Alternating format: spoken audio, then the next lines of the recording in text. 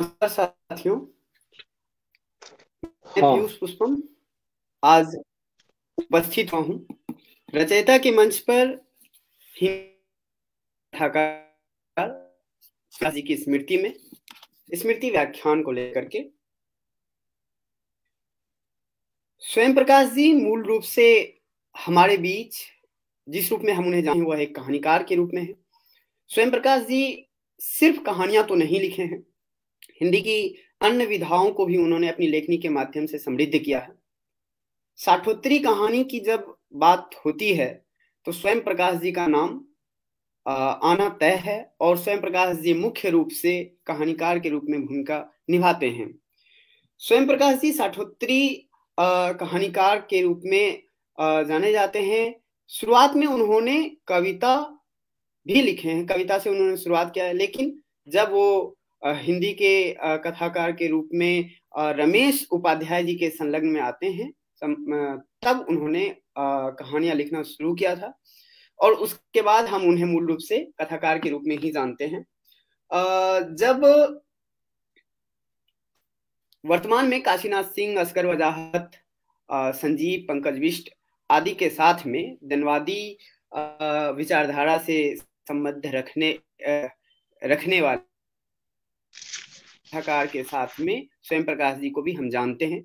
आज स्वयं प्रकाश जी की के जन्म दिवस पर हम स्मृति व्याख्यान में उपस्थित हुए हैं। हमारे साथ हिंदी के जाने माने साहित्यकार शंभु गुप्त जी उपस्थित हुए हैं, जो पूर्व में वर्धा में विभागाध्यक्ष थे और अब सेवानिवृत्त हो चुके हैं। तो हम चाहेंगे कि शंभु गुप्त जी उनकी स्मृतियों को साझा करें, कुछ रोचक किस्से पाठकों के साथ साझा करें। तो अब हम पूरा मंच जो है शंभु गुप्त जी को सौंपते हैं। पीयूष जी, नमस्कार पीयूष जी और सभी उपस्थित साथी जो यहाँ सुन रहे हैं मुझे, उन सभी को मैं नमस्कार करता हूँ। सबसे पहले तो मैं रचयिता मंच का आभारी हूँ कि जिन्होंने इस महत्वपूर्ण कार्य के लिए स्वयं प्रकाश जैसे लेखक की स्मृति के व्याख्यान के लिए मुझे चुना। ये एक बहुत ही दायित्व भरा काम है। स्मृति व्याख्यान देना एक फिलोसॉफिकल काम जैसा है। वहां केवल वस्तु नहीं होती, वहां दृष्टि भी होती है। वहां बहुत कुछ ऐसा होता है जो अब तक कहा नहीं गया है, लेकिन वो कहा जाना चाहिए था, वो उस लेखक में मौजूद रहता है। तो स्मृति व्याख्यान बड़ी महत्वपूर्ण चीज होती है। इसके लिए पल्लव और उनकी टीम ने, पीयूष जी ने और रचयिता की पूरी टीम ने मेरा नाम चुना। इसके लिए मैं उनका बहुत आभारी हूँ।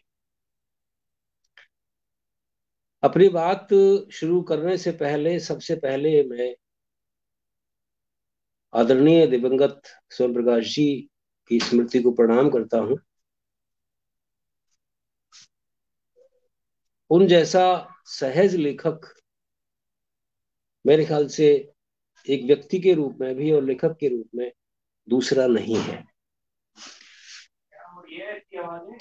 मुझे स्मरण आता है, एक बार मैं भी उनके आतिथ्य का लाभ उठा चुका हूँ चित्तौड़गढ़ में। शायद मैं कहीं उधर गया था, तो एक रात को उनके यहाँ ठहरने का, उनके घर जाने का मौका मिला। उस वाकये को याद करता हूं तो पता चलता है कि इतनी बड़ी सोसाइटी में लेखक कितना गुमनाम रहता है। मैं टेम्पो से वहां गया था, थ्री व्हीलर से, तो पूरे उसमें जो प्रीमाइज था उसका पूरा जिंक लिमिटेड का, वहां शुरू से लेके बहुत अंदर तक जाकर के पूछा, भाई यहाँ पर स्वयं प्रकाश जी कहाँ रहते? तो बोले, कौन स्वयं प्रकाश जी? तो स्वयं प्रकाश के नाम से उनको कोई जानता ही नहीं था। फिर एक वॉचमैन, मैंने कहा कि भाई उनकी कविताएं, वो उनकी पत्र पत्रिकाओं में कहानियां वगैरह वगैरह छपते हैं, वो लेखक हैं। तब उसको ध्यान आया कि हाँ हाँ एक हैं तो सही, वो भटनागर जी हैं क्या। तो अब मैं उनको जानता नहीं था कि वो स्वयं प्रकाश भटनागर हैं। तो उनका अच्छा वो, तो वहाँ, तो फिर वो वहाँ मुझे वहाँ ले गए। और इस तरह से एक शाम एक रात हम उनके साथ रहे। वहीं पर मैं ठहरा उनके घर पर। तो लगा ही नहीं कि पीढ़ियों का अंतर है। इतने सहज भाव से, इतने आत्मीय भाव से, इतने अपनेपन के साथ उन्होंने बातचीत की। अब वो चूंकि बहुत समय हो गया है, इससे बहुत सारी चीजें याद भी नहीं है। ये एक मुलाकात मुझे याद है, जो बहुत पहले उनके चित्तौड़गढ़ घर पर, जहाँ वो हिंदुस्तान जिंक लिमिटेड में रहते थे, वहां मुलाकात हुई थी। बहरहाल, लेकिन उनके लेखन से, उनकी कहानियों से,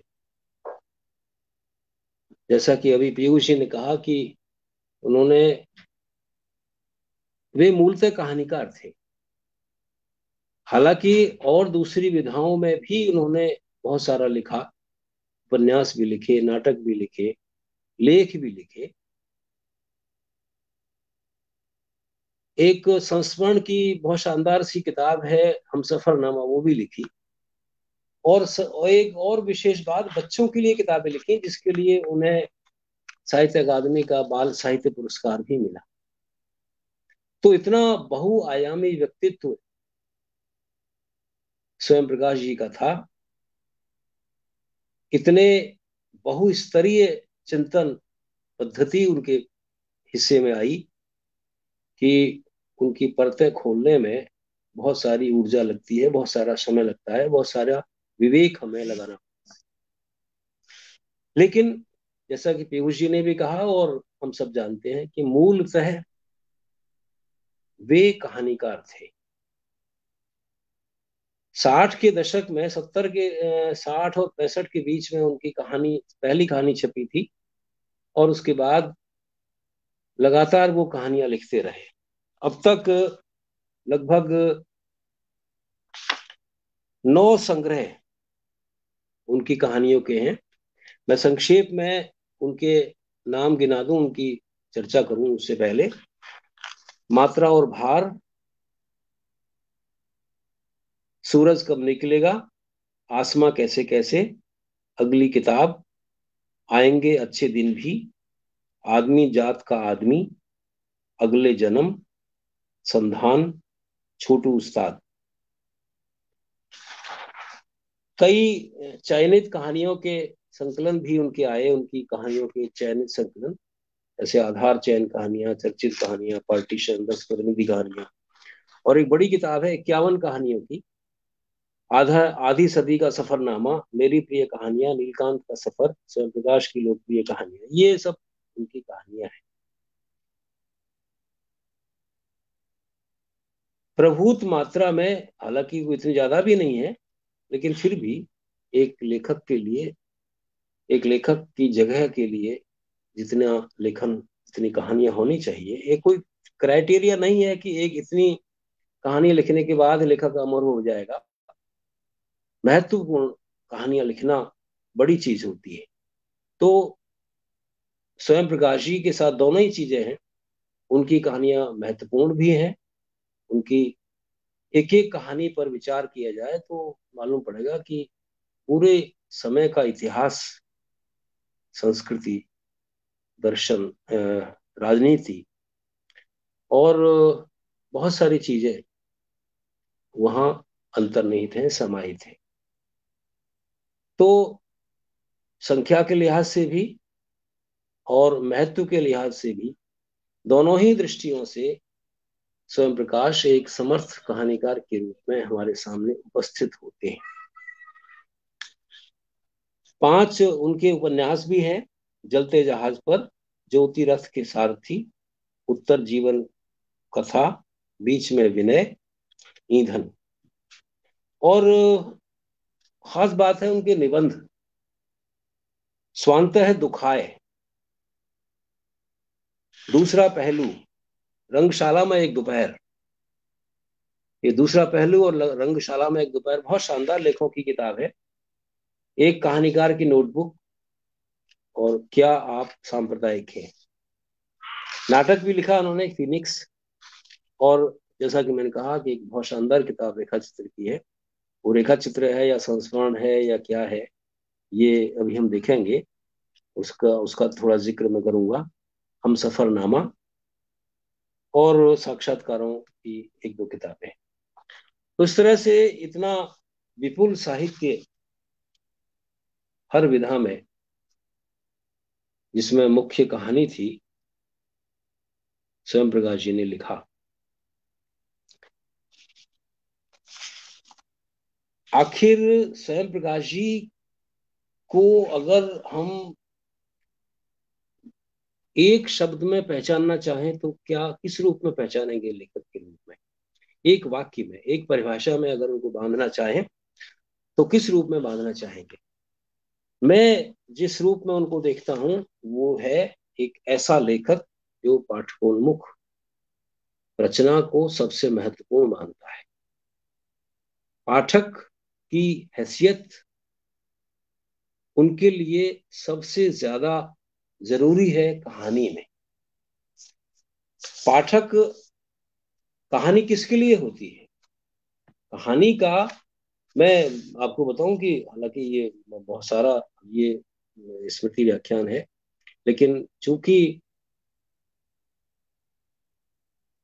कहानी पर सबसे ज्यादा फोकस किया गया है, उनकी पर, उनकी कहानियां सबसे महत्वपूर्ण है और जरूरी हैं, इसलिए मैंने सोचा कि कहानी पर ही सबसे ज्यादा बात की जाए और उनके लेखों पर, उनकी गद्य रचनाओं पर बात की जाए। इसलिए मैं मुख्यतः कहानी पर ही यहाँ केंद्रित हूँ।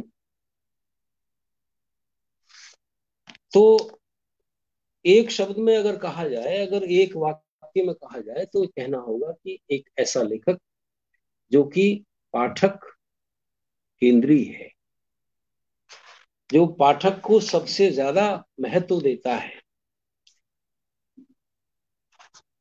एक मैं आपको बताऊं कि स्वयं प्रकाश ने अपनी कहानी में एक शिल्प विकसित किया,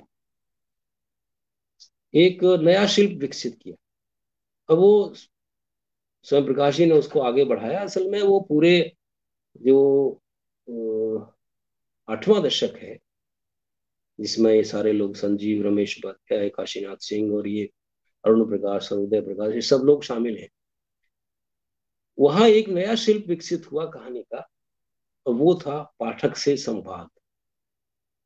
पाठक को सीधे संबोधित करना कहानी में। ये एक युक्ति भी हो सकती है, हालांकि ये युक्ति नहीं है, क्योंकि युक्ति अगर होती तो वहीं वहीं उसका समाधान भी होता। युक्ति नहीं है, बल्कि ये एक विकल्प है कि हम पाठक को कहानी की रचना प्रक्रिया में, जो कि लेखक की अपनी प्रक्रिया होती है, उसमें हम उसे शामिल करके चलते हैं। ये सबसे उल्लेखनीय बात इस दशक में, इस दशक के कहानीकारों में, खासतौर से स्वयं प्रकाश में हम देखते हैं कि वो लिखते समय जब कहानी लिख रहे होते हैं तो एक पाठक एक क्वालिटी कंट्रोल की तरह है। देखो, कोई ऑब्जर्व उनको कर रहा है, कोई उन पर निगाह रखे हुए है, या वो चाहते हैं कि कोई निगाह रखने वाला सामने बैठा हो। अगर मैं कहीं डेविएट करूं, अगर मैं कहीं विचलन विचलन का शिकार हूं या रास्ता भटक जाऊं या सही रास्ता ना अपना पाऊं, तो वो मुझे याद दिलाए कि मैं भी सामने बैठा हूं। इस तरह का एक शिल्प विकसित हुआ इन सब लेखकों की कहानियों में। रमेश उपाध्याय में भी है ये चीज, और दूसरे लेख, स्वयं उदय प्रकाश में भी। वो भी अपने पाठक से बात करते हैं। कभी शुरू में करते हैं, कभी बीच में करते हैं, कभी आखिर में करते हैं, चुनौती देते हैं उसको। जैसे स्वयं प्रकाश की एक बहुत शानदार कहानी है बलि।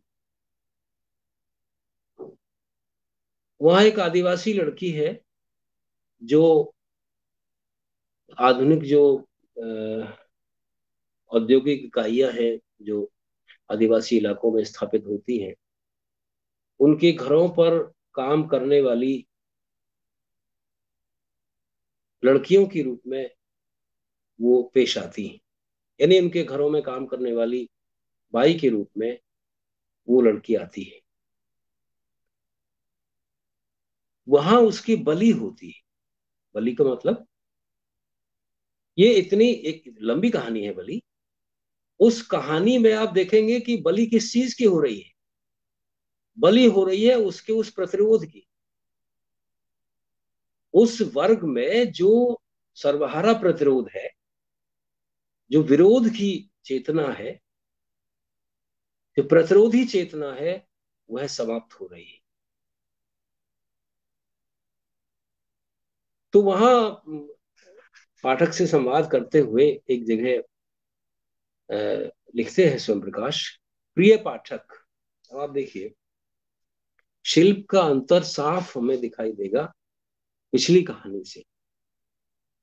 प्रिय पाठक, मैं अगर भगवती चरण वर्मा टाइप लेखक होता तो कितनी आसानी से कह देता कि इस तरह धीरे धीरे लड़की को बच्चे से सचमुच प्यार हो गया और वह हृदय की कल्पना से छिप छिप कर रोने भी लगी, और एक दिन उसने अपनी जान पर खेलकर वगैरह वगैरह।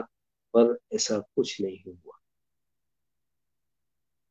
ये जो कहानी है बलि, आपको अगर याद आ रही हो ये कहानी, तो उसमें आप देखते हैं कि ये दोनों पति पत्नी उस लड़की को बहुत स्नेह करते हैं, बहुत प्रेम करते हैं, बिल्कुल अपने घर की बच्ची की तरह उसका ख्याल रखते हैं, उसे सारी सुविधाएं भी मुहैया कराते हैं। लेकिन क्या ऐसा हो पाता है? क्या वह उन जैसी या उस घर का अभिन्न सदस्य बन पाती है? नहीं बन पाती। वह अपनी नियति को प्राप्त होती है वापस, उसे उसी अपने मूल समाज में भेजा जाता है, भेज दिया जाता है लांछन लगाकर। लेकिन तब तक जो कुछ वहां नष्ट होता है, जैसा मैंने कहा कि इस पूरी प्रक्रिया में उसकी जो प्रतिरोधी चेतना है, एक समायोजन का भाव आ जाता है उसमें। और प्रतिरोधी चेतना जो उसकी है, जो उसके उसकी जो वर्गीय चेतना है, वह वहां प्रशमित होने लगती है, वहां बर्बाद होने लगती है। तो इस कहानी के मार्फत, ये लंबी कहानी है, ये बलि आई थी उसमें, ये अब का विशेषांक आया था, कहानी विशेषांक, उसमें ये लंबी कहानी आई थी बलि। तो उसमें वर्ग चेतना का प्रशमन उसने पाया कि अब उसमें घृणा और शत्रुता धारण करने की शक्ति नहीं रह गई है। जो था, किसने उसे ठग लिया, किसने छीनी यह दौलत उससे। ये एक ऐतिहासिक परिघटना है जो नई औद्योगिक इकाइयों के उन इलाकों में, उन आदिवासी इलाकों में जहां ये इकाइयां लगती हैं, वहां ये सब घटना सामने आती है, ये परिघटना सामने आती है। और वो पूरा का पूरा जो वर्ग है, आदिवासी वर्ग है या जो भी सर्वहारा वर्ग है, वह अपनी चेतना से विमुक्त हो जाता है। वो समायोजन की तरफ जाता है, वो प्रतिरोध नहीं करता, वो एडजस्ट करता है। बलि कहानी में इस अपने समय के बहुत तीक्ष्ण यथार्थ को स्वयं प्रकाश रचते हैं। इसी कहानी में एक और चीज आती है, खुले बाजार का उपभोक्तावाद।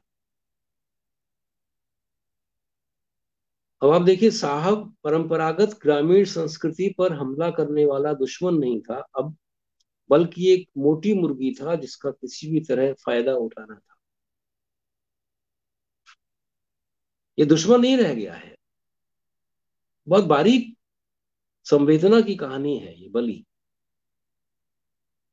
आप अगर इसको फौरी तौर पर पढ़ेंगे, चलती हुई निगाह से पढ़ेंगे, तो ये चीज पकड़ में नहीं आएगी।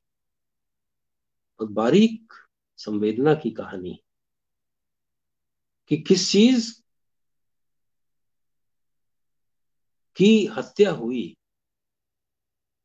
कौन सी चीज जिबह हुई। और जिबह हुई हुई वो ये कि साहब परंपरागत ग्रामीण संस्कृति पर हमला करने वाला दुश्मन नहीं था अब, बल्कि एक मोटी मुर्गी था जिसका किसी भी तरह फायदा उठाना था। ये जो बदलाव है, ये जो एक समायोजन है, बल्कि ये जो उपभोक्ता संस्कृति में रच बस जाने की तमन्ना है, जो उन समाजों में पैदा हुई है, ये उन समाजों के सर्वनाश का लक्षण है।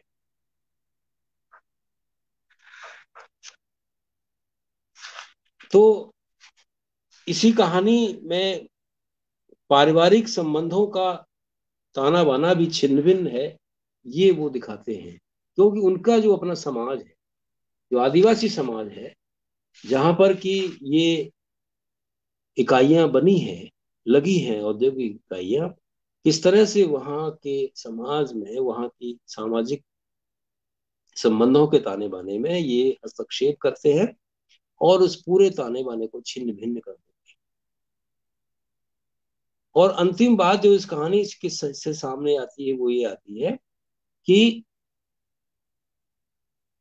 हमारा जो राष्ट्रीय औद्योगिक नीति, हमारी जो राष्ट्रीय औद्योगिक नीति है, वो किस तरह से जन विरोधी है।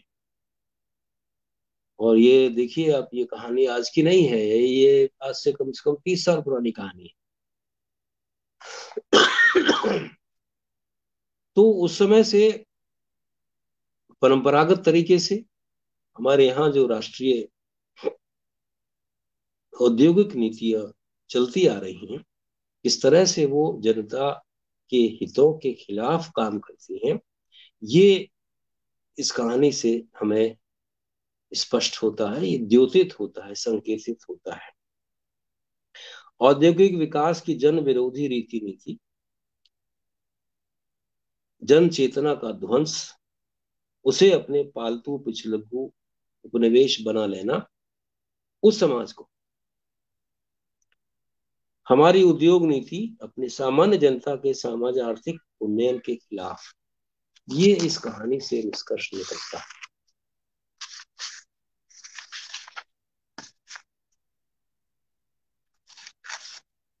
स्वयं प्रकाश की एक खास बात है कि वो बहुत सादगी पसंद लेखक थे। जीवन में तो थे ही, लेखन में आप देखेंगे कि साधारणता उनके शिल्प का सबसे बड़ा गुण है। वो इतना साधारण है कि असाधारण जैसे होते, एक जो मुहावरा चलता है, साधारण में असाधारण, क्योंकि साधारण होना बहुत असाधारण है। साधारण होना आसान नहीं है, विशिष्ट होना आसान है। आप गहने पहन लीजिए तो आप अच्छे, गहना पहनना अच्छी बात, आसान है, ना पहनना आसान नहीं है। क्योंकि हर आदमी चाहता है कि वो गहने लदे, गहनों से लदा हो। इसलिए निराभरण होना नहीं है, सादगी सबसे बड़ा गहना है। क्योंकि सादगी इस महादेश के अधिकांश जन समूह का भी गहना है। इस देश का अधिसंख्य सादगी से जीता है। इसके महात्मा गांधी सबसे बड़े उदाहरण थे। तो सादगी सबसे अच्छा जीवन मूल्य है। रंगशाला में दोपहर रंगशाला में एक दोपहर लेख में वो लिखते हैं कि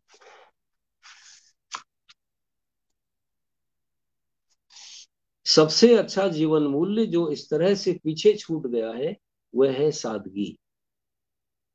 श्रेष्ठ जीवन की हमारी परिभाषाएं बदल गई हैं। अब हम लोग क्वालिटी ऑफ लाइफ की बात नहीं करते, हम लोग अब हम लोग स्टैंडर्ड ऑफ लिविंग की बात करते हैं।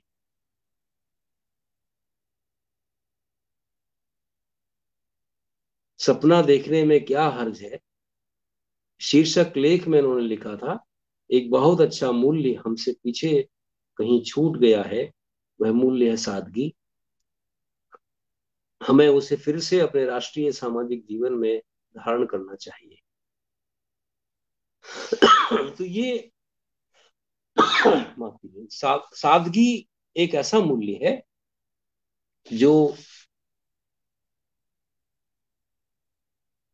आप चाहें तो कमा भी सकते हैं, और आप चाहें, अगर आपका जीवन सादा है और आपका जीवन अगर कृत्रिम नहीं है, तो वो अपने आप भी आ सकती है।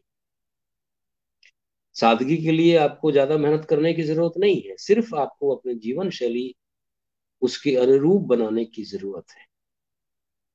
स्वयं प्रकाश के बारे में हम जानते हैं कि वो कितने सादा व्यक्ति थे, कितने सहृदय और संवेदनशील व्यक्ति थे, इसलिए सादगी उनका एक गहना बनता ही है।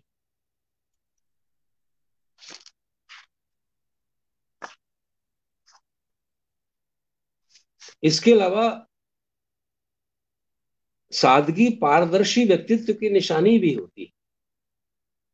आपके अंदर कोई कुंठा नहीं है, आपके अंदर कोई कोई गांठ नहीं है,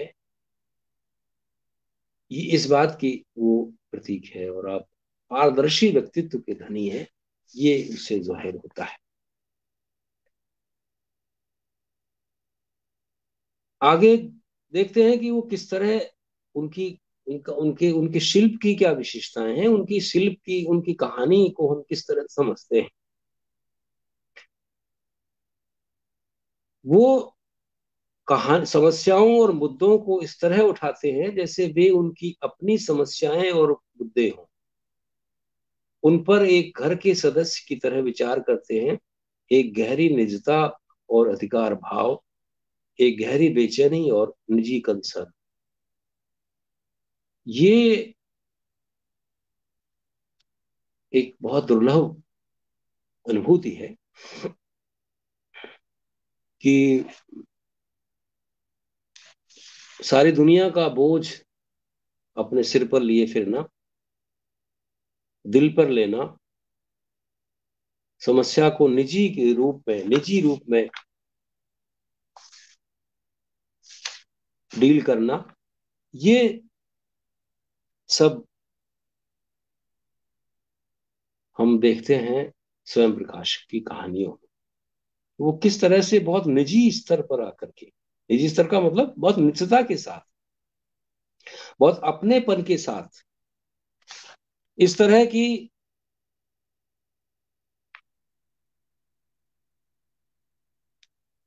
वहां लगता ही नहीं कि लेखक कहीं अलग है। इस तरह से लेखक कहानी में जुड़ा होता है, कहानी से संबद्ध होता है, कि लेखक को और व्यक्ति लेखक को, कहानी को अलग करना मुश्किल हो जाता है। अपनी कहानियों में एक लेख मैंने लिखा था, उसका एक अंश पढ़ रहा हूं। अपनी कहानियों में कथावाचक एक पात्र या एक पर्यवेक्षक के रूप में स्वयं प्रकाश उपस्थित रहते हैं।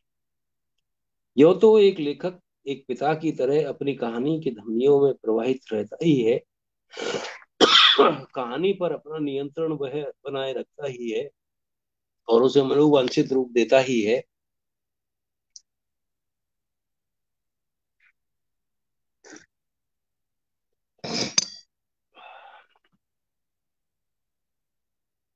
एक एक सेकंड जरा थोड़ा।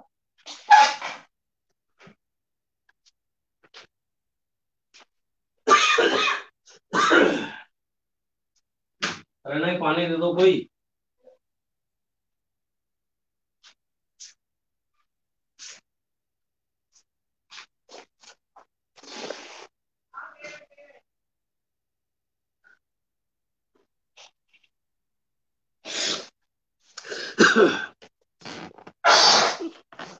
माफ कीजिए, थोड़ा सा जरा।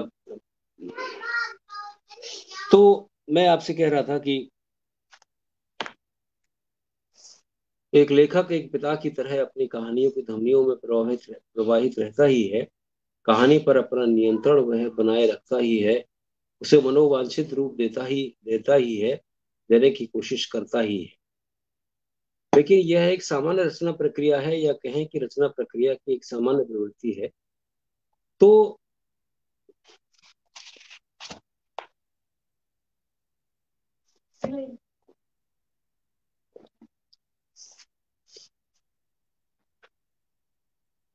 लेकिन इसका मतलब ये नहीं है कि वो किसी के प्रवक्ता हैं।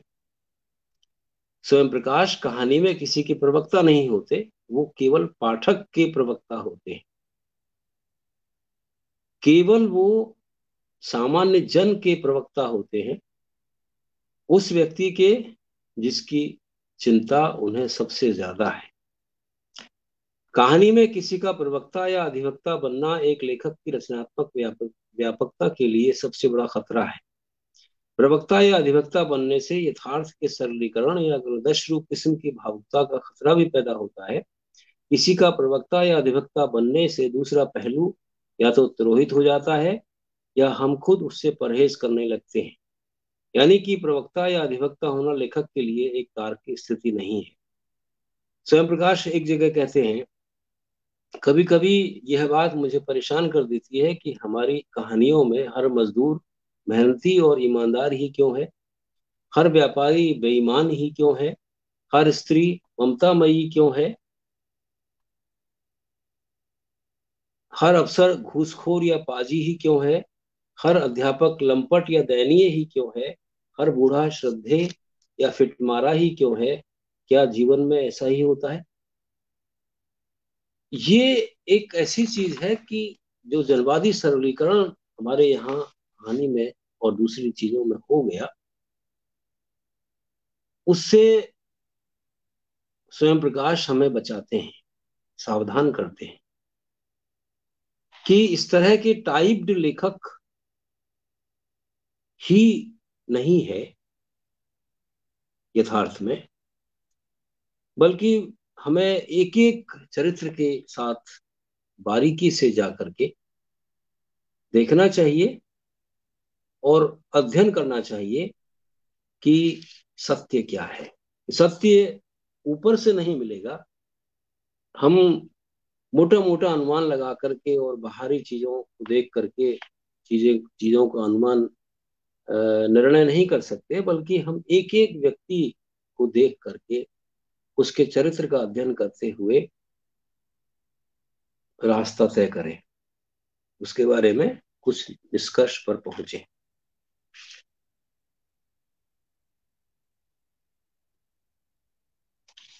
इसीलिए एक छवि जो बनती है स्वयं प्रकाश की, वो बनती है कि वो विडंबना के नहीं, विकल्प के कथाकार हैं।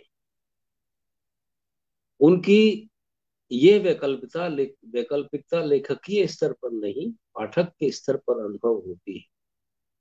मैंने कहा कि सबसे बड़ी चीज जो स्वयं प्रकाश में हम देखते हैं, वो है पाठक पर उनका भरोसा, पाठक की चिंता। पाठक उनके लिए सबसे प्राथमिक है, और पाठक की कोई वो लोकप्रियता जैसी चीज नहीं है इसमें कि कहानी को जितने लोग पढ़ेंगे, जितने पाठक उसके होंगे, वो कहानी उतनी महत्वपूर्ण होगी। बात ये नहीं है। बात है जन चेतना, जन संवेदना, जनता के अनुभव।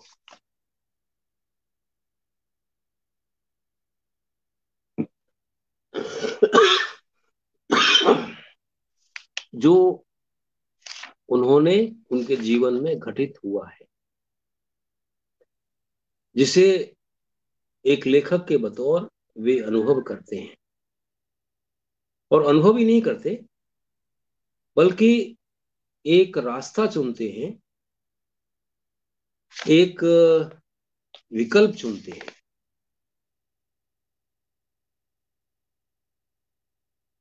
उनके यहाँ वैकल्पिकता वैकल्पिकता किस तरह आती है, इसका एक रूपक मैंने इस लेख में अपने में बनाया था।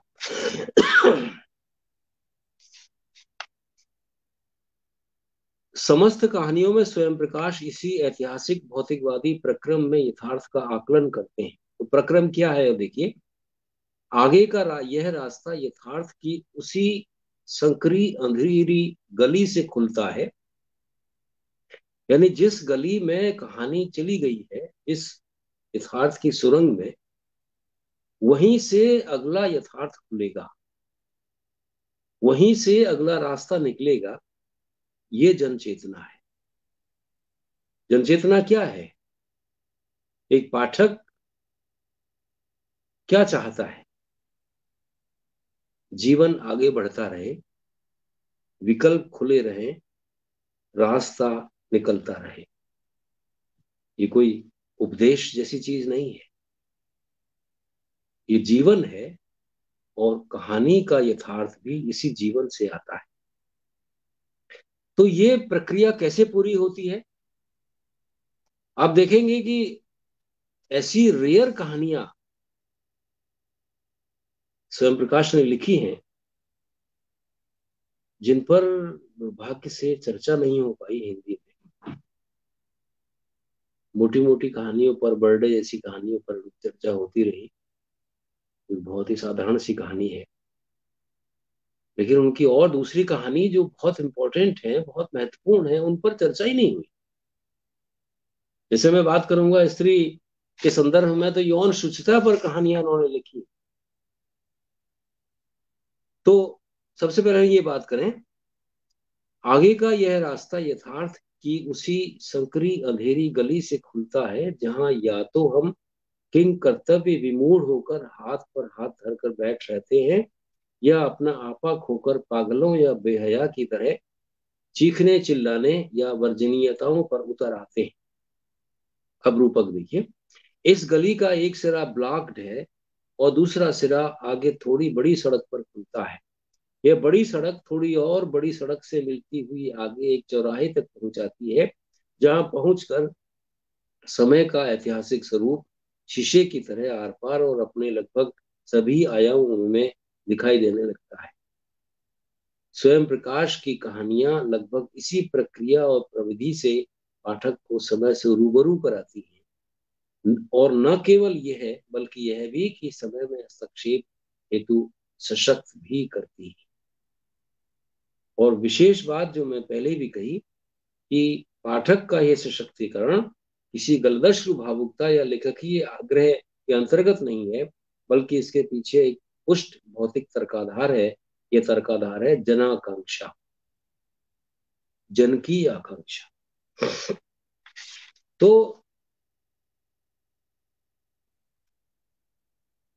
जैसे उदय प्रकाश विडंबना के लेखक हैं, स्वयं प्रकाश विकल्प के कथाकार है। और इस वैकल्पिकता के बारे में अगर हम बात करें, तो यह वैकल्पिकता लेखकीय स्तर पर नहीं, पाठक के स्तर पर अनुभव होती है। पाठक के प्रति स्वयं प्रकाश इतने अधिक आश्वस्त है कि लगभग हर कहानी में उससे एक संवाद सा करने लगते हैं। पाठक के प्रति इतनी सचेतता हिंदी के किसी और कहानीकार में नहीं मिलती। कई लेखक कहानी में पाठक को कई बार संबोधित करते देखे जाते हैं, और लेकिन स्वयं प्रकाश तो जैसे हर कहानी में उसे साथ लगाए फिरते हैं। वे जैसे कहानी लिखना बाद में शुरू करेंगे, पहले पाठक का ध्यान करेंगे। ऐसा संभवतः इसलिए है कि स्वयं प्रकाश कहानी लिखते नहीं कहते हैं, या ऐसा करने की कोशिश करते हैं। कहानी लिखते समय वे बाहर से अंदर की नहीं, अंदर से बाहर की यात्रा करते हैं, उदय प्रकाश से एकदम उलट। इसीलिए स्वयं प्रकाश की कहानियों में मनगढ़ंतता या आत्मारोपण लगभग नगण्य है, और ऐसा तब है जब लगभग हर कहानी में वे या तो कथावाचक या एक पात्र के रूप में स्वयं व्यक्तिशय उपस्थित हैं। लगता है उनकी हर कहानी लेखक या वाचक स्वयं प्रकाश और उनके पाठक श्रोता की जुगलबंदी। तो ये कोई कम बड़ी बात नहीं है, एक खास तरह का शिल्प है ये, जो केवल स्वयं प्रकाश में पाया जाता है, कि वो एक कथावाचक, एक पात्र और एक पर्यवेक्षक के रूप में कहानी में सदैव उपस्थित रहते हैं।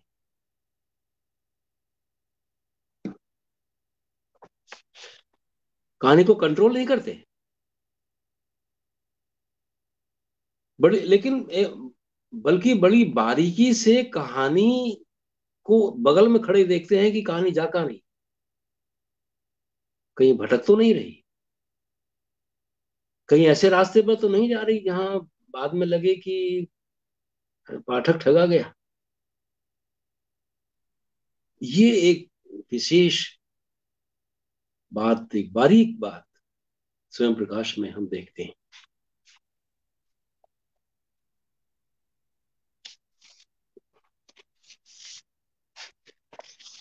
और शायद यही वजह है, मैं जहां तक सोचता हूं, कि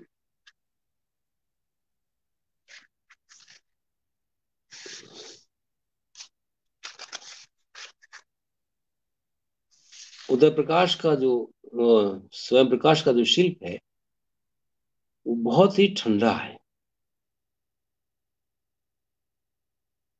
वहां उत्तेजना जैसी चीज नहीं मिलेगी।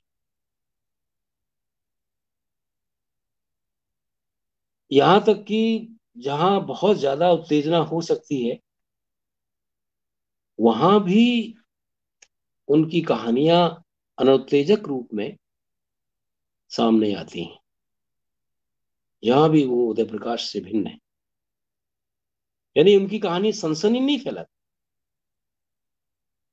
बल्कि एक ऐसा दृश्य उपस्थित करती है जो हमारी आंखों के सामने रोज घटित हो सकता है, हो रहा होता है।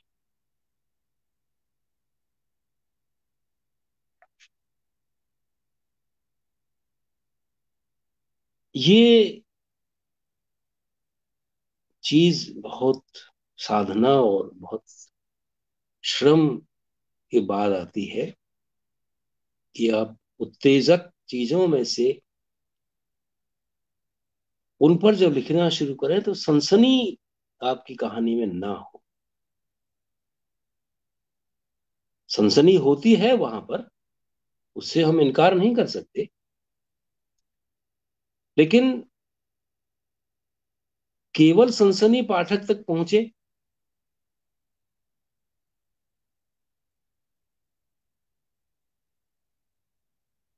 जैसा कि दूसरे लोग करते हैं, ये स्वयं प्रकाश नहीं करते।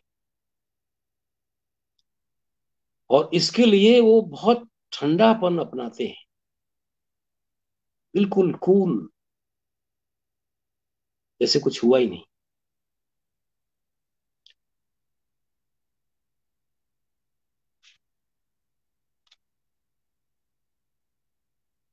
जैसे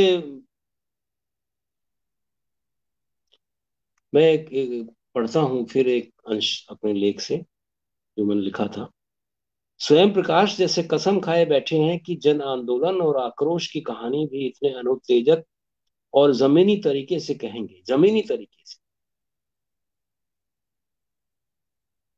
क्योंकि सामान्य व्यक्ति इतना सनसनीखेज नहीं होता, वो अपने आचरण में बहुत ठंडा होता है, कि उसके पास गुंजाइश ही कितनी रहती है। अपनी जिंदगी के जद्दोजहद में वो इस कदर व्यस्त रहता है कि उसके पास सनसनी के लिए समय ही नहीं है। उसे बहुत समझाइश के साथ, बहुत ठंडेपन के साथ, तसल्ली से सारे यथार्थ, सारी बात को समझाना होता है। ये स्वयं प्रकाश में एक ऐसा गुण है दूसरे लेखकों में नहीं है। वो पाठक से, मैंने कहा कि इस तरह संवाद करते हैं जैसे उसे समझा रहे हैं। इसलिए कई बार कहानी में उपदेशात्मकता जैसी चीज आ जाती है, कहानी में निबंध जैसी चीज आ जाती है, कहानी में आप्तवाक्य जैसी चीज आ जाती है। वो इसी ठंडेपन का सबूत है, इसी ठंडेपन की वजह से है। तो स्वयं प्रकाश जैसे कसम खाए बैठे हैं कि जन आंदोलन और आक्रोश की कहानी भी इतने अनुत्तेजक और जमीनी तरीके से कहेंगे कि लगे कि ऐसा हमने अपने आसपास कल या परसों या कभी न कभी देखा है। जैसे एक छोटी सी लड़ाई, एक शीर्षक कहानी है उनकी, जो सीधे सीधे एक हड़ताल आंदोलन की कहानी है, लगभग यही छवि बनाती है। स्वयं प्रकाश का तो हाल ये है कि जहां वस्तु में उत्तेजना बरसी पड़ रही है, जहां लड़ाई झगड़े दंगे फसाद इत्यादि के दृश्य हैं, वहां भी वे इतने ठंडे रहते हैं कि लगता है कुछ हुआ ही ना हो। जैसे हमला, क्या तुमने कभी कोई सरदार भिखारी देखा, 5 दिन और औरत, जंगल का दाह इत्यादि कहानियां इसकी उदाहरण है। देखने पर ऐसी और भी कहानियां मिल जाएंगी।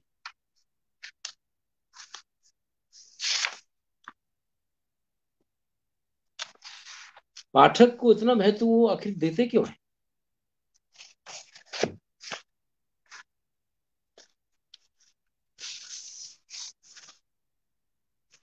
क्यों वो चिंतित है इतना कि,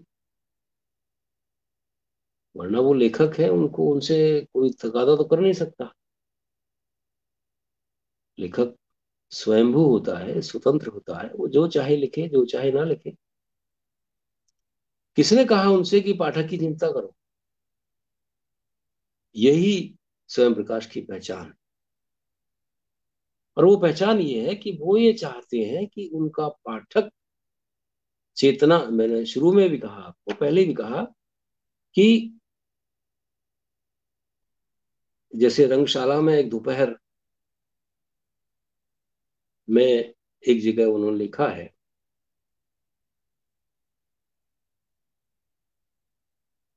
कहानी झकझोरती है, डुबोती है, साथ ले जाती है और पाठक के मूल निर्णय को प्रभावित करती है।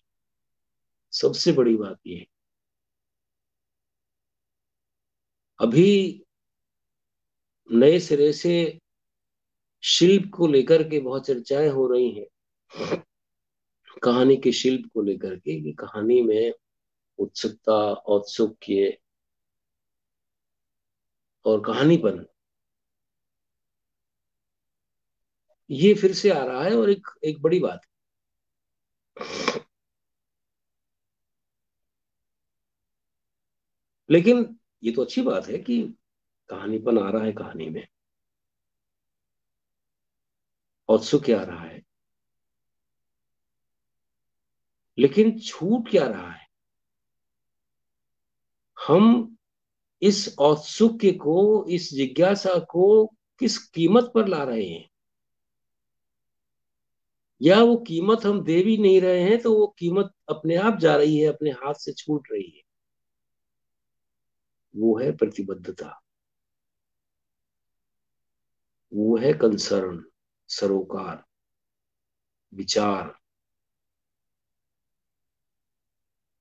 ये जो स्वयं प्रकाश की, उदय प्रकाश की, रमेश उपाध्याय की पीढ़ी है, ये पूरी की पूरी पीढ़ी अपनी वैचारिकता के लिए जानी जाती है। असगर वजाहत, इस पीढ़ी संजीव, इस पूरी पीढ़ी पर अभी काम होना बाकी है बहुत। मैंने थोड़ा सा कुछ लेखकों में काम किया, स्वयं प्रकाश और उदय प्रकाश और असगर वजाहत है उनमें। कभी संजीव पर और कुछ और लेखकों पे काम करना है। तो उस पूरी पीढ़ी की खासियत ये है कि कहानीपन तो वहां है ही, कहानी का अपना जो स्ट्रक्चर है वो तो वहां है ही, उसके साथ ही वहां वैचारिकता बहुत प्रमुख है। हर लेखक ये मानता है कि पाठक को सचेत करना, पाठक को उद्बुद्ध करना एक कहानीकार का काम है। मेरे ख्याल से इस दशक की कहानी की समीक्षा इस पॉइंट ऑफ व्यू से, इस बिंदु से शुरू करनी चाहिए।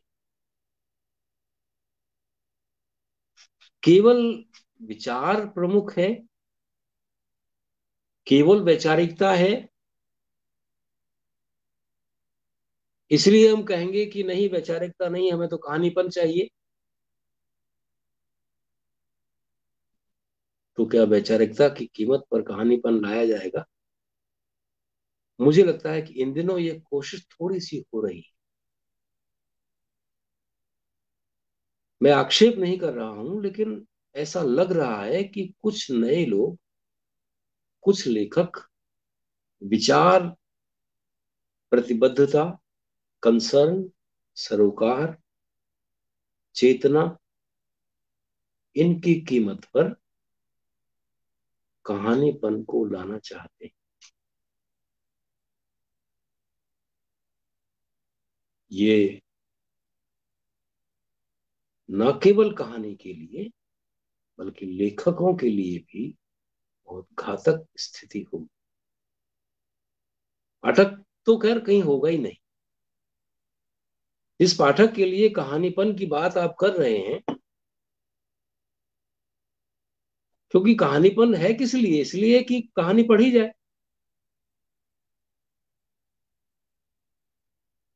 लेकिन पढ़ने वाला ही जब ठूंठ रहेगा, उसकी चेतना में कोई कंकड़ पड़ेगा ही नहीं,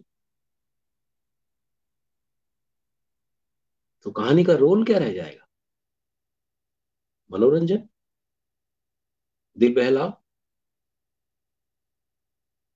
जिसे हमारी परंपरा स्वीकार नहीं करती। ये एक सवाल मैं छोड़ रहा हूं इस पीढ़ी के मार्फत बात करते हुए, कि हमारे कहानी की कहानी की हमारी परंपरा में जिन तत्वों को, जिन चीजों को महत्व दिया गया, जिनमें से विचार या सरोकार, प्रतिबद्धता प्रमुख चीज है, और जो 8वें दशक की खास पहचान है इन लेखकों की, उससे क्या हम मुक्त होना चाहते हैं? क्या कहानी उससे मुक्त हो रही है?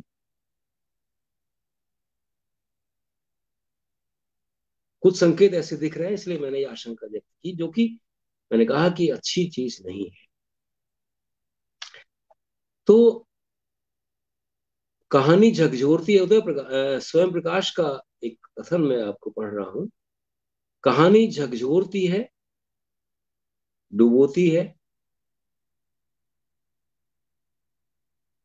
कहानी में कहानीपन है तो पाठक को साथ लेके चलती है। कहानी झूलती है तो पाठक भी झूलता है, कहानी रोती है तो पाठक भी रोता है। इतना एकमेक कहानी पाठक को कर लेती है। जब ऐसी स्थिति है तो चेतना में क्या दिक्कत है? विचार, वैचारिकता और प्रतिबद्धता में क्या दिक्कत? क्यों उससे कुछ लोग अलग होना चाहते हैं? क्यों उससे परहेज करना चाहते हैं?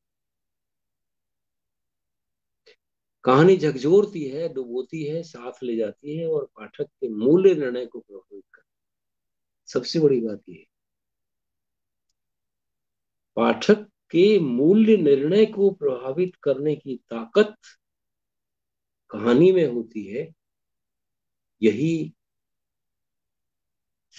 इसका सबसे बड़ा योगदान है।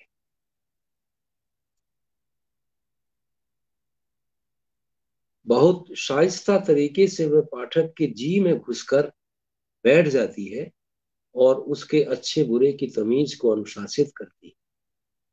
ये कहानी का कमाल है। और जैसा कि मैं आपको कह रहा हूं, 8वें दशक की इस पीढ़ी का मूल्यांकन, आकलन इस आधार पर करना चाहिए कि वहां कहानी के इन तत्वों की स्थिति क्या है।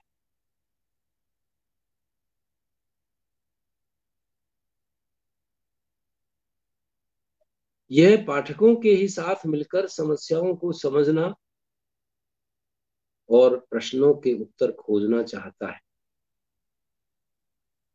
तो लेखक का कहानी की वस्तु के साथ व्यवहार थोड़ा भिन्न हो जाता है। तो कहानी पाठक के साथ मिलकर समस्याओं को समझना। अब जरा आप कल्पना करें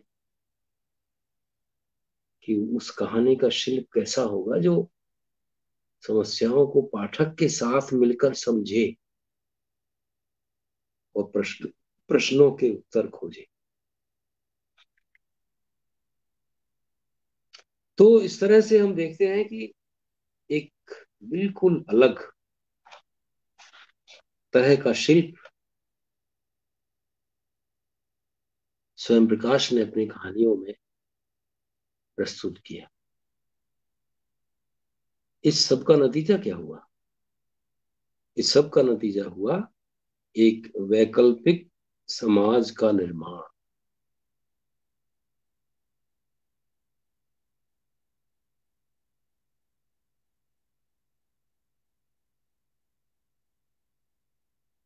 ये बड़ी बात है। ये जो पाठक को साथ मिलाने वाली बात है, जनचेतना वाली बात है, पाठक की चेतना को विकसित करने वाली बात है, वह कोई एक मात्र औजार नहीं है, वह मात्र एक शिल्प नहीं है, वह मात्र एक युक्ति या एक एक एक एक टूल नहीं है। वह कहानी की आत्मा है, वह कहानी का स्वत्व है जो एक वैकल्पिक समाज के निर्माण की यात्रा में सहयोग करती। ये बड़ी बात जो स्वयं प्रकाश अपनी कहानियों में कहते हैं, वैकल्पिक समाज, वहां तक जाता। केवल कहानी लिखना उद्देश्य नहीं है, लक्ष्य कहीं और है। एक ऐसा समाज जहां जाति, धर्म, नस्ल के भेद न हो। जैसे एक उनकी कहानी है अयाचित।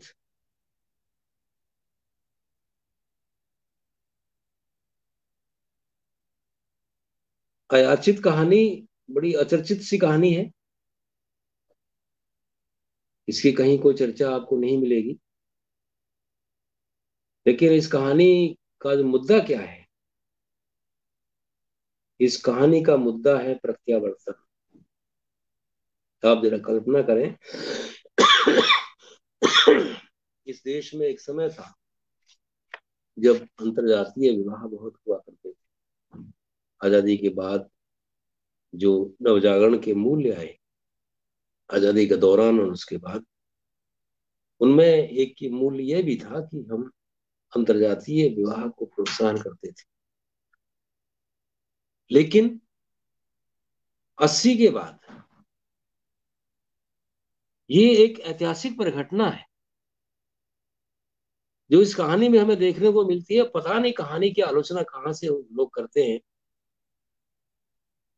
इतनी मोटी सी बात लोगों को समझ में नहीं आई कि उस प्रत्यावर्तन की ऐतिहासिक परिघटना को स्वयं प्रकाश इस कहानी में दे रहे हैं कि किस तरह से हम लोग अपने उन नवजागरण कालीन मूल्यों से लौटे पीछे की तरफ।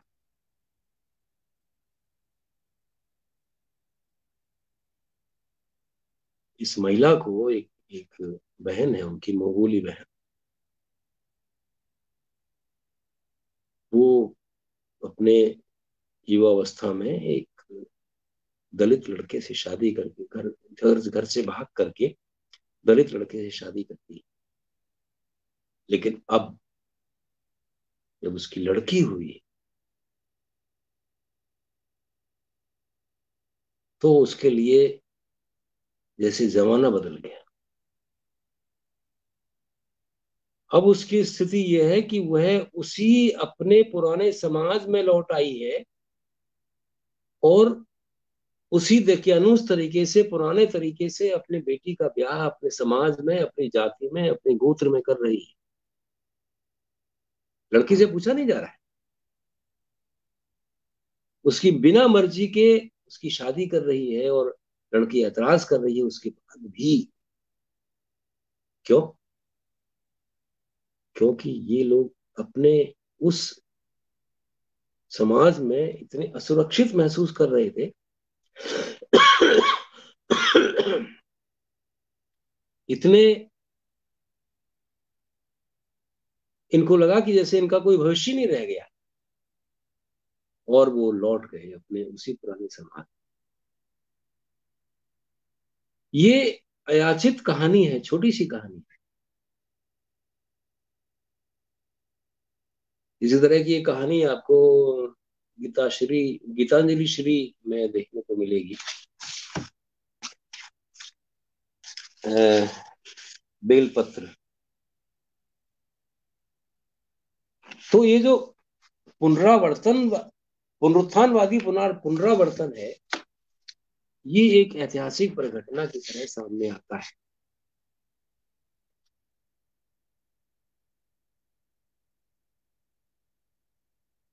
क्या है यहाँ पर मसला? मसला यहाँ पर है एक वैकल्पिक समाज की रचना। देखिए कहानी में, देखिए, समाज सिर्फ वही नहीं है जो उनको जीवन भर आतंकित करता रहा हो, बल्कि समाज हम भी हैं जो उन्हें सही समझते हैं। लेखक का तर्क है ये। कुसुम यदि इस समाज का हिस्सा बन जाती तो न केवल यह कि वह स्वयं को इतना सुरक्षित महसूस नहीं करती, बल्कि यह भी कि उनकी पुत्री को एक गाय की तरह इस तरह कहीं भी बांधा जाना न भुगतना पड़ता। उस दकियानूस समाज की तो फितरत ही यह है कि वह स्त्री को तिनका भर स्वतंत्रता और स्वायत्तता देना नहीं चाहता। इस लड़की की इच्छा थी कि यह कॉलेज जाती, ग्रेजुएट बनती, टीचर बनती, लेकिन तब यह भी हो सकता था कि यह भी किसी के साथ भाग जाती।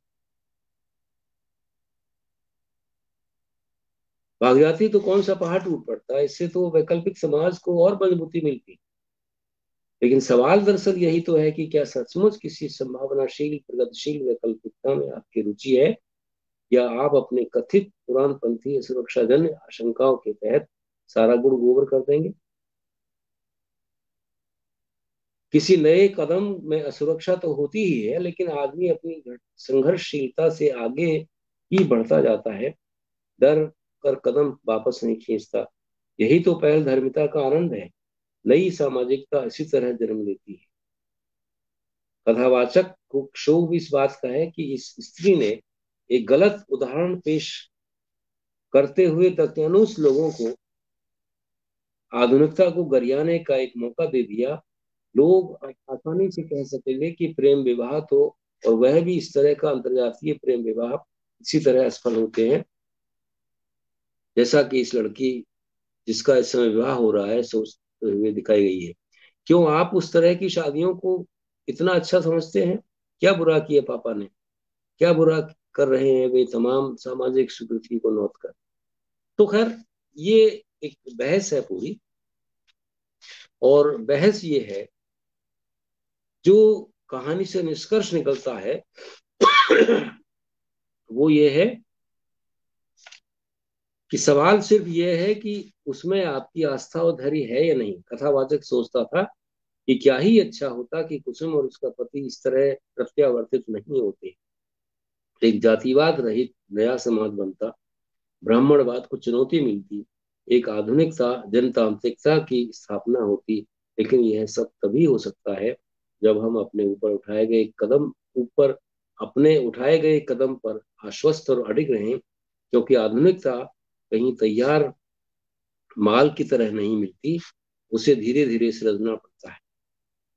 तो मैंने कहा कि ये प्रत्यावर्तन 8वें दशक की ऐतिहासिक परिघटना के रूप में सामने आया था, जब नवजागरण धर्मी मूल्य पीछे हटने लगे थे। सामाजिक घटनाओं में ही नहीं, राजनीति, अर्थव्यवस्था, शिक्षा, सामान्य शासन व्यवस्था इत्यादि समस्त परिक्षेत्रों में यह अधः पतन सतह पर उभरा। स्वयं प्रकाश की यह कहानी बहुत नामालूम और शांत तरीके से इस व्यापक परिघटना की ओर इंगित करती, न केवल इंगित बल्कि एक सचेत नागरिक की तरह अपना विरोध भी दर्ज करती। प्रत्यावर्तन की इस परिघटना पर हिंदी में औसत से कम कहानियां लिखी गई हैं, विशेषतः अयाचित जैसी कहानियां तो नहीं। इसलिए मैंने कहा कि एक एक कहानी को बारीकी से पढ़ना चाहिए, न जाने लेखक कहाँ मिल जाए, लेखक की आत्मा कहाँ तड़प रही है, किस बिंदु पर वो फोकस कर रहा है, ये तब पता चलता है जब हम एक एक कहानी को पढ़ते हैं बहुत बारीकी से और बहुत धैर्य के साथ। अब आगे देखें कि एक वैकल्पिक सामाजिकता की बात के साथ साथ वैकल्पिक सामूहिकता की बात स्वयं प्रकाश कहानियों में उठाते हैं, और इसका उदाहरण है, क्या तुमने कहीं कोई सरदार भिखारी देखा। इस कहानी के मार्फत वो ये सवाल उठाते हैं कि एक लंपट लोगों का छोटा सा झुंड किसी को भी पीट करके हमारी आंखों के सामने चला जाता है, और हम तमाशबीन बने तमाशा देखते रहते हैं, कुछ करते ही नहीं।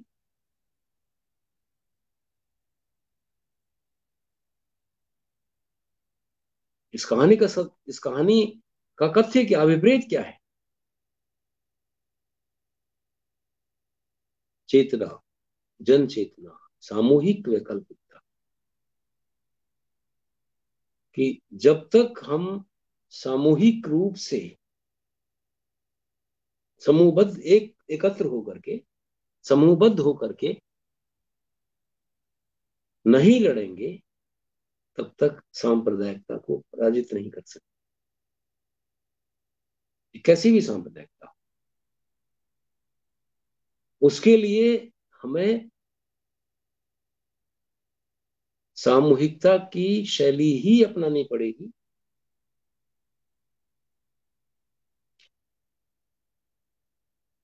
लोग चुपचाप तमाशा देखते रहे और गुंडों की एक फौज एक अकेले आदमी को नेस्तनाबूद करके चली गई। मुसाफिरों में सामूहिकता यहाँ दिखती है, लेकिन प्रतिरोध के रूप में नहीं, गिड़गिड़ाने के रूप में। स्वयं प्रकाश उत्तर भारतीय सामूहिकता की पूंछ दबाऊ मनोवृत्ति की यहाँ अच्छी खबर लेते हैं। वे शेर इसलिए हैं कि हम ऐसे हैं। यदि एकजुटता से प्रतिरोध में आ जाएं, तो उनकी सारी गुंडई धूल चाटने लगेगी। चोर की माँ यही है, यहाँ यह है। स्वयं प्रकाश यहाँ सारे वाकये में इस कदर संलग्न हो जाते हैं कि जैसे उन्हें यह अपराध हो जाता है कि सरदार की इस हालत के लिए वही जिम्मेदार है, और मैं बेवकूफ में सुबह कह रहा था, हमारे रहते आपका कोई कुछ नहीं बिगाड़ सकता, आप मजे में बैठिए, मजे इस मुल्क में मजे। तो कहानी कुछ इस तरह चलती है जैसे कि कोई आपसी बातचीत हो रही है, कोई संवाद चल रहा हो किसी के साथ निजी स्तर पर।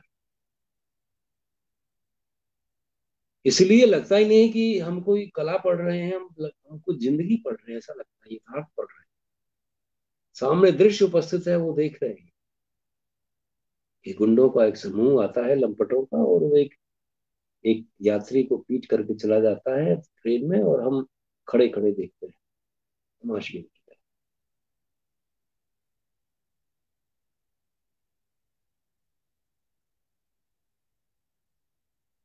यह दो काम एक साथ करते हैं स्वयं प्रकाश। जैसा कि मैंने कहा, वो कहानी भी लिख रहे हैं और समस्या से जूझ भी रहे हैं। कहानी भी कहना है उनको जिसे पढ़ा जा सके, और उसे इस तरह कहना है कि वो समस्या का चित्रण भी कर सके, समस्या को सही दिशा में ले भी जा सके, उसे समझा भी सके। दो स्तरों पर एक साथ लेखक सक्रिय रहता है।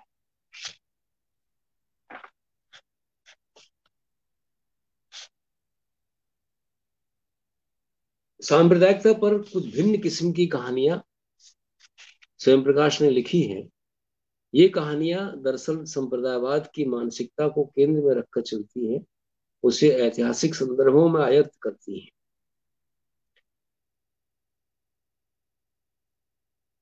इसी संदर्भ में पार्टीशन कहानी की चर्चा ना हो ये मुश्किल है। तो सांप्रदायिक ध्रुवीकरण आजादी के आसपास का भयावह सच था, तो आजादी के बाद और उससे ज्यादा भयावहता के साथ कई बार, बल्कि बार बार यह पुनरावृत्त हुआ। बार बार के पुनरावर्तन ने जो तलछट जमा की, वह धीरे धीरे मजबूत होती गई और चट्टान जैसी बनती गई, जिसने भूगर्भीय जल स्रोतों को दाब लिया। यह सारा कुछ प्रायोजित था, लेकिन यह एक परिघटना की तरह स्थापित हुआ। इसे परिघटना बनाने और लोगों की नसों में उतारने के काम में एक खास राजनीति लगातार सक्रिय रही है और है। यह राजनीति घर से लेकर राज्य तक पर्याप्त रही है और है। इन लोगों में भ्राता जी जैसे लोग हैं जो भारत माता की बेड़ियां नहीं, कमसिन छोकरों के नाड़े खोलता है। इनमें हड़पू जैसे लोग हैं जो चलती बस में दूसरे की सीट पर जबरन जबरन कब्जा कर लेते हैं। रामधन जी जैसे लोग हैं जो ऊपर से देखने में बड़े धार्मिक और निष्प्रिय प्रतीत होते हैं, किंतु वस्तुतः बेहद दर्जे के काइयां, दोगले और षड्यंत्रकारी हैं। नंदकिशोर और ऊकचंद जैसे छुटभइये सत्ता से जुड़े नेता हैं जो अपने वर्चस्व की कुंठा में अपेक्षाकृत बड़ी रेखा ना खींच पाने की अपनी मूलभूत असमर्थता के चलते पहले से खींची किसी बड़ी रेखा को ध्वस्त करने की फिराक में रहते हैं। जैसे ये दो कहानियां इस मामले में हैं, रशीद का पाजामा और पार्टीशन। पार्टीशन कहानी में खास बात क्या है? समूहबद्ध प्रतिरोध, ये उस कहानी का तकाजा है। प्रतिरोध जब तक समूहबद्ध नहीं होगा, तब तक आप सांप्रदायिकता का मुकाबला नहीं कर सकते।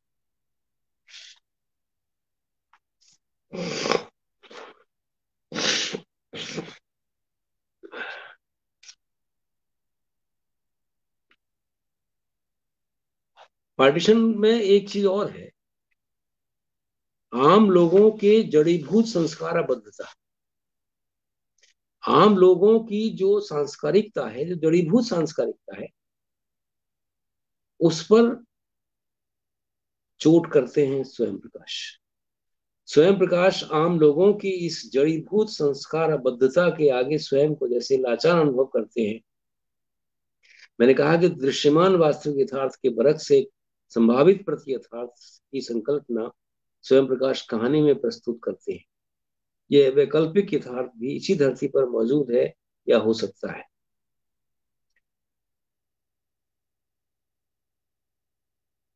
पार्टीशन की खास बात क्या है? ये तो सब जानते हैं कि क्या तुम खाक हिस्ट्री पढ़ते हो या पढ़ाते हो, पार्टीशन तो लगातार जारी है। पार्टीशन हुआ नहीं है, लगातार जारी है, अभी भी जारी।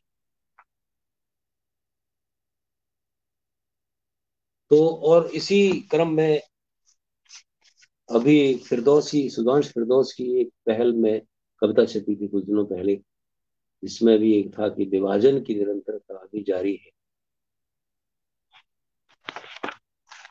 अगला विभाजन कब होगा ना हो, लेकिन लोग इसी में है कि न जाने लोग किस चक्कर में हैं। लेकिन विभाजन की जो प्रथा है, विभाजन की जो जो संस्कार हैं, जो प्रवृत्ति है, वो अभी भी जारी है।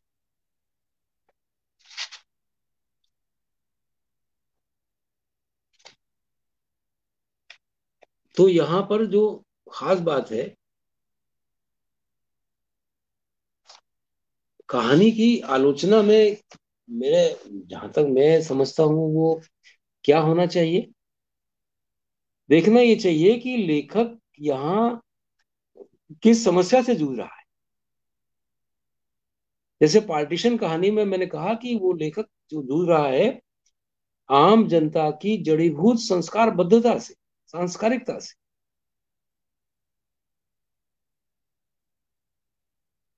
यहाँ पर जो कुर्बान भाई है वो कुर्बान मियां हो जाते हैं बाद में। तो ये केवल बाहरी कारणों से नहीं है,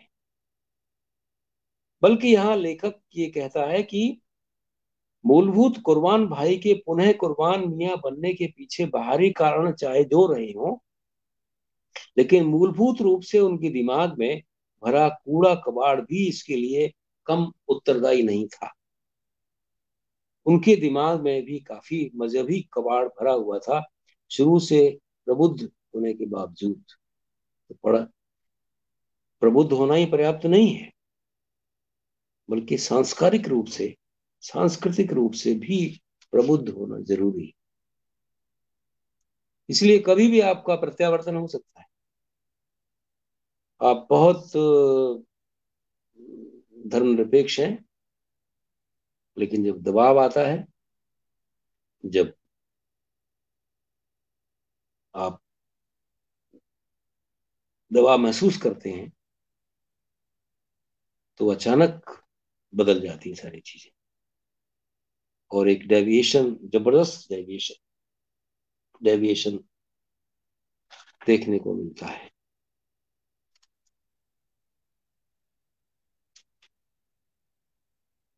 कलात्मकता की बात के हिसाब से अगर कहानी को देखा जाए, कलात्मकता के हिसाब से, तो कलात्मकता कोई समस्या नहीं है। कलात्मकता से ज्यादा वैचारिक तड़प, बेचैनी,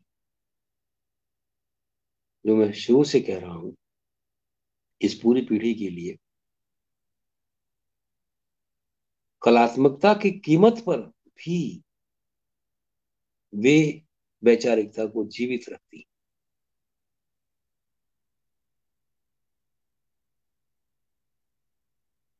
निर्मल वर्मा की तरह नहीं कि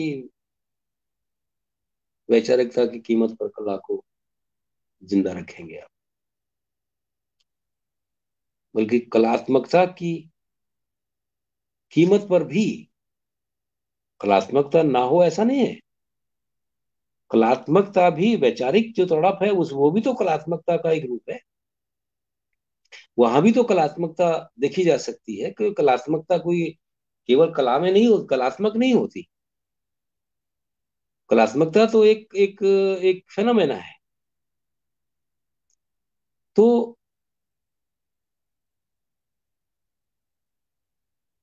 कलात्मकता की कीमत पर भी वैचारिकता को बनाए रखना,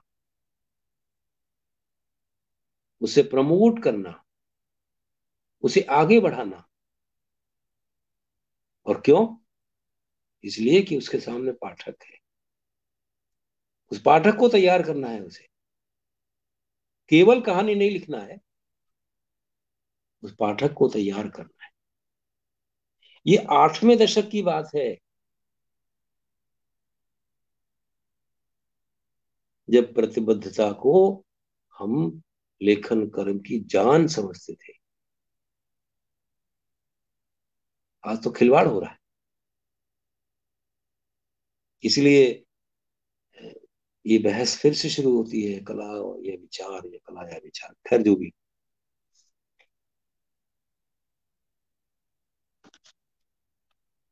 मैंने शुरू में स्त्री संबंधी कुछ बात की थी, स्वयं प्रकाश ने स्त्री विमर्श की भी कुछ कहानियां लिखी हैं। जैसे यौन शुचिता एक विषय है। अमूमन हम ये मानते हैं कि यौन शुचिता पर तो महिला कथाकार ही आधिकारिक रूप से लिख सकती हैं।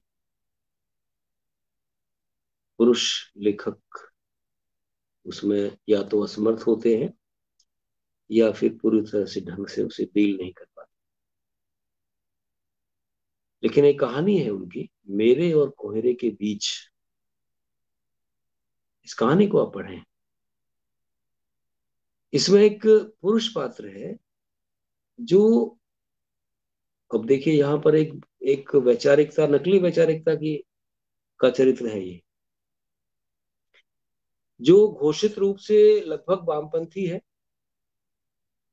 और ये कहता है कि मैं अपनी पत्नी का कोई पुलिसमैन नहीं हूं। वो कहता है कि पति को पत्नी की नैतिकता की का पुलिसमैन नहीं होना चाहिए। मैं एक खुले दिमाग का आदमी हूँ और लड़कियों के अतीत के बारे में चाहे वह जैसा भी रहा हो मैं ज्यादा परवाह नहीं करता। बीवी के साथ भी मैंने यही किया। लेकिन जैसे ही उसे यह पता चलता है कि विवाह से पहले किसी सरदार के साथ उसके संबंध थे, उसकी ये सारी सिद्धांतवादिता कपूर की तरह उड़ जाती है और अपनी ही ऊहापोह और अनिर्दिष्टता में फंसा आखिरकार वह इस प्रतिहिंसा पर उतर ही आता है कि मैं बदला लेने की सोच रहा था और दांत पीस रहा था। मैं उसे तकलीफ पहुंचाना चाहता था, उसे तबाह कर डालना चाहता था, शायद किसी भी दूसरे के लिए, और अपनी कोफ्त, गुस्से, नफरत और घुटन के चलते चोरी छिपे और गुपचुप अपनी बीवी की जासूसी करने, उसके चरित्र की परीक्षा लेने और उसे रंगे हाथ पकड़ने घर से निकल पड़ता है।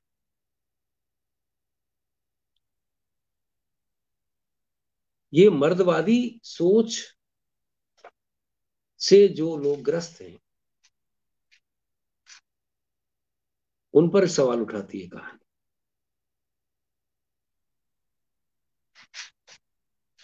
वह ये कहते हैं कि अगर तुम आधुनिक हो, अगर तुम उदार हो, तो ये कोई एहसान नहीं कर रहे किसी पर।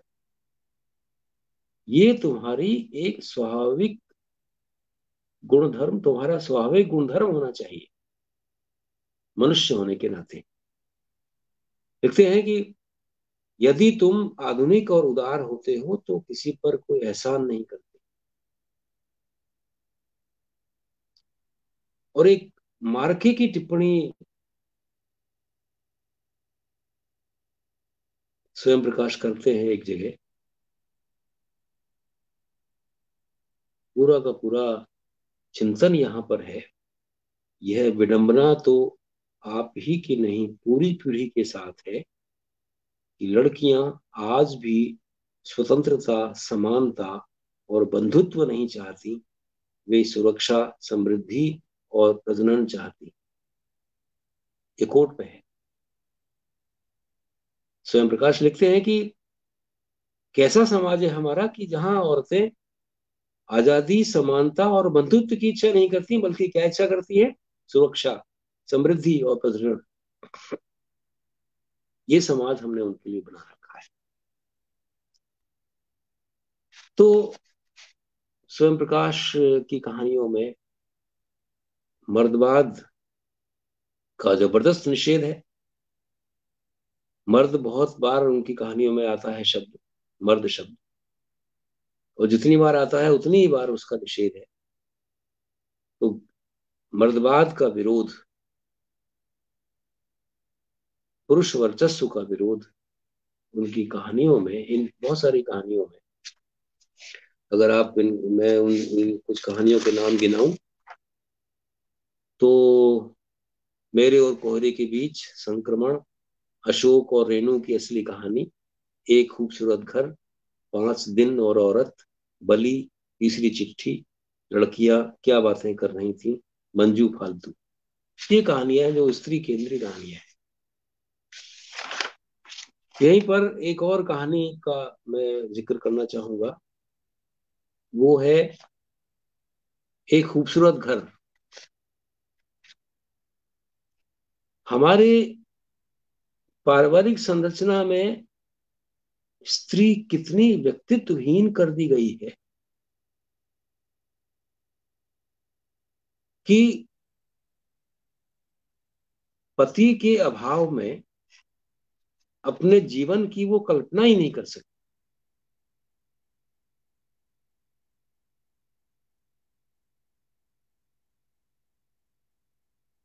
पूरा घर का जो सामाजिक, आर्थिक, राजनीतिक दायित्व है, उससे स्त्री बाहर है। उसे उस पूरी प्रक्रिया में शामिल ही नहीं किया गया, बिल्कुल भी। आर्थिक, सामाजिक, सांस्कृतिक, सांस्कृतिक छोड़ दिए, आर्थिक, सामाजिक, राजनीतिक जो भी मुद्दे हैं, जो भी कंसर्न है, उन सब से वह स्त्री बाहर है। सारा दायित्व पुरुष ने अपने कंधे पर ले रखा है। और ऐसी स्थिति में अगर पुरुष को कुछ हो जाए, खुदा न खास्ता, दुर्भाग्य से, तो उस औरत की स्थिति क्या होगी? इस तरह की शिल्प, इस तरह की कथानक सुनते थे स्वयं प्रकाश, बिल्कुल जड़ से पकड़ते थे जिंदगी को। रोज आए दिन ऐसा दृश्य हमें देखने को मिलता है। तो उस कहानी का मैं थोड़ा जिक्र बताता हूं आपको। इस कहानी में एक पापा है, एक मम्मी है और उनके दो बेटे हैं। एक शाम पापा के घर लौटने में आशातीत रूप से देरी हो जाती है। वे कोई 11 बजे रात को लौटते हैं। बस इसी 4-5 घंटे के अंतराल की ये कहानी है। लेकिन इस छोटी सी समय अवधि में मम्मी और बच्चों पर जो बीतती है वह हैरत अंगेज है। और इसी की यह कहानी। इस कहानी को क्यों लिखा स्वयं प्रकाश ने? हिंदी में तो बड़ी बड़ी समस्याओं को लेकर के कहानी लिखने का रिवाज है। बड़ी लोकप्रिय विषयों पर लिखने का, बड़े मुद्दों पर लिखने का रिवाज है। ये तो बड़ा नामालूम सा विषय है। लेकिन इस नामालूम से विषय में जो संरचनागत यथार्थ है भारतीय परिवारों का, खासतौर से हिंदू परिवार, कि किस तरह से वहां स्त्री व्यक्तित्वहीन कर दी गई है घर के अंदर, वो यथार्थ यहाँ पर आपको देखने को मिलेगा। भारतीय परिवार में पुरुष वर्चस्वता ने स्त्री की जिस व्यक्तित्वहीनता को जन्म दिया है, वह इस कहानी का सबसे महत्वपूर्ण पक्ष है। जैसे बड़ का पेड़ अपने आसपास कुछ पनपने नहीं देता, भारतीय परिवारों में पिता की स्थिति लगभग वही है। हिंदी में पीढ़ीगत अंतराल के दृष्टिकोण से ऐसी बहुत सी कहानियां लिखी गई है। यहाँ पत्नी मम्मी के कोण से पिता को देखा गया है। मम्मी को दरअसल एक स्त्री के रूप में स्वयं प्रकाश यहाँ लेते हैं। और इसी से कहानी में विडंबना और क्षोभ की सृष्टि होती है। अब देखिए आप कहानी में क्या है। पिता, दरअसल पति के 4-5 घंटे के इस अभाव ने इस स्त्री को जिस असहायता और आधारहीनता की स्थिति में ला दिया, वह भारतीय परिवारों की पुरुष केंद्रितता का वह सामंती चेहरा है जिसमें एक स्त्री सिर्फ बंधुआ मजदूर है। उसके पैरों के नीचे कोई जमीन नहीं। उसका अतीत, वर्तमान, भविष्य सब अन्यों के लिए है। इन सब का यहाँ गला घोंटा जा चुका है। संभवतः इसीलिए स्त्रीवाद में दाम्पत्य को स्त्री का वधस्थल कहा गया है। स्वयं प्रकाश स्त्रीवादी चिंतन के फेर में तो नहीं पड़ते, लेकिन एक बहुत परिचित और सामान्य घटना संदर्भों में स्त्री के व्यक्तित्व के इस सुनियोजित विघटन को परिभाषित करते हैं। स्त्री को पहल धर्मिता से बरसने निरंतर बरसते रहने का यह नतीजा तो होना ही था। इसका कहानी का एक अंश है। मम्मी की छाती पर जैसे किसी ने सिल रख दी, क्या करूंगी मैं उनके बिना, कैसे जीऊंगी, कैसे इन दो दो बच्चों को पालूंगी। वे भगवान का नाम लेने लगी, जाप करने लगी, प्रसाद बोलने लगी। इस बार, बस इस बार मेरे सुहाग की रक्षा कर देना। इस नामालूम सी कहानी से हिंदू परिवारों की जो पुरुष वर्चस्वता की संरचना है, पारिवारिक संरचना है, वह शीशे की तरह आर पार दिखाई देती है। और कैसे एक स्त्री के पैरों के नीचे कोई जमीन नहीं है, वह इस कहानी में सामने आता है। ये स्वयं प्रकाश की ताकत है। अब मैं थोड़ी सी चर्चा, मेरे से समय बहुत हो गया है शायद, अंत में 5-7 मिनट और मैं बात करूंगा। उनके हमसफरनामा जो किताब है, बहुत शानदार किताब उनकी है, उस पर बात करूंगा थोड़ा सा।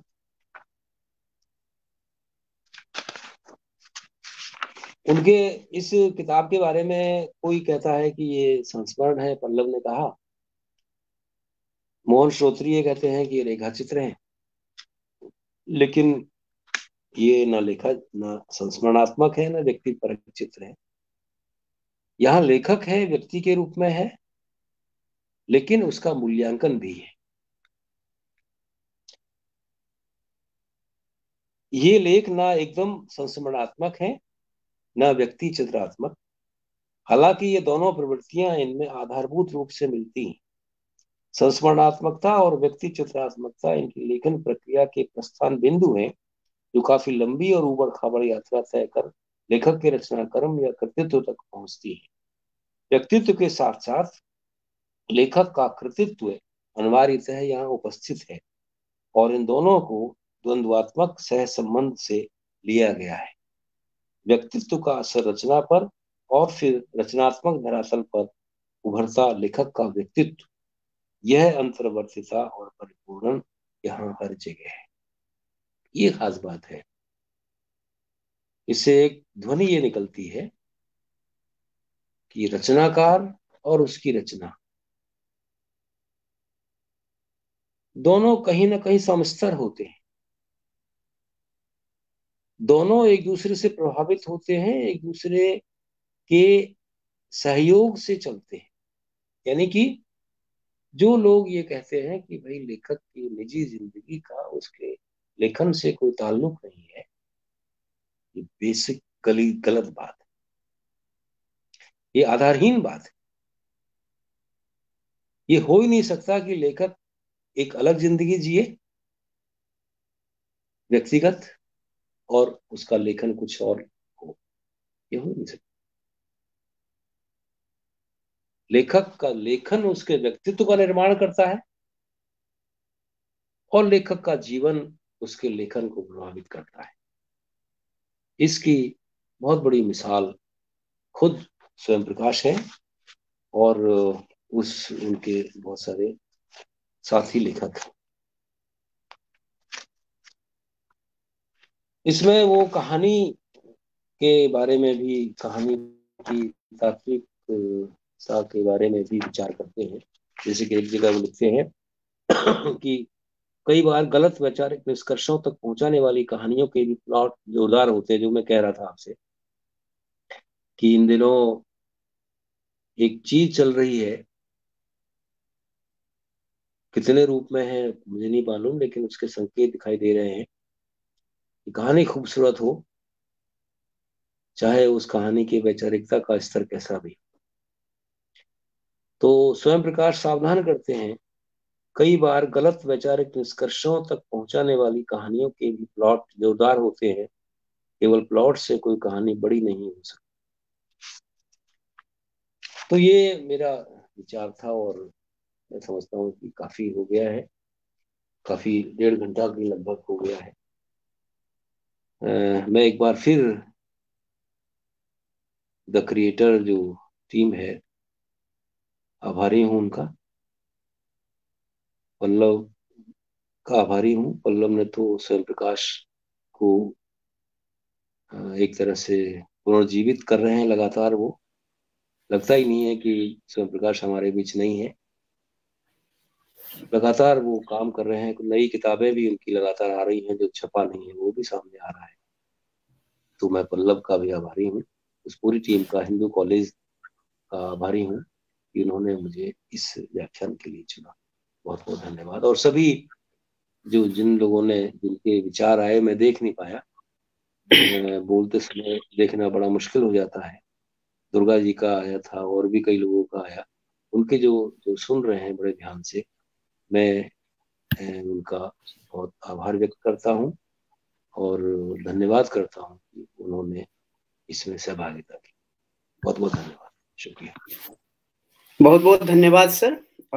जितने भी श्रोता और पाठक रचयिता के इस कार्यक्रम में जुड़े, उन सभी का पूरी टीम की तरफ से तहे दिल से शुक्रिया। और आपका सर विशेष रूप से शुक्रिया कि इतना यादगार व्याख्यान जो है हमारे सामने प्रस्तुत किया। स्वयं प्रकाश जी की स्मृति में जितनी भी बातें आज की गई हैं, सब एक तरह से हमारे ज़हन में रहेंगी। और इससे अच्छा और हमारे लिए क्या होता कि हम आज उनके जन्म दिवस पर एक सुंदर व्याख्यान सुनने को हमें मिला। तो सर आपका तहे दिल से शुक्रिया। और यह व्याख्यान जो है जल्द ही हमारे यूट्यूब पर भी आ जाएगा, ताकि आने वाले समय में सभी को वहाँ भी सुनने के लिए प्राप्त हो सके। आप सभी का तहे दिल से शुक्रिया। धन्यवाद सर।